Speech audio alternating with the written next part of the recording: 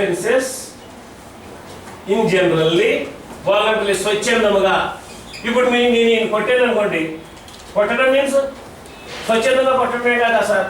అంటే all bodily offences voluntary. ఒక వ్యక్తి ఇంకొక వ్యక్తిని స్వచ్ఛందంగా పెద్ద కర్రతో కొట్టాడు అని పోలీస్ స్టేషన్లో కంప్లైంట్ ఇస్తారు. తల పగిలింది కాబట్టి అతని మీద చర్య తీసుకోండి. అంటే ఏంటంటే ఇక్కడికి వచ్చేటప్పటికి all bodily offences relating to this section. All bodily offences మీరు చూసుకోండి.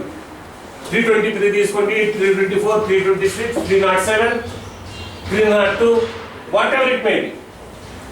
ఏ అఫెన్సెస్ అని తీసుకోండి వాలంటరీ. ఇవే కాకుండా అఫెన్సెస్ ఎగెనెస్ట్ ఉమెన్ కూడా వాలంటరీ ఉంటుంది. అఫెన్సెస్ ఎగెనెస్ట్ ఉమెన్ దానికి కూడా వాలంటరీ ఉంటుంది. 354 కానివ్వండి, 379 కానివ్వండి, 509 కానివ్వండి.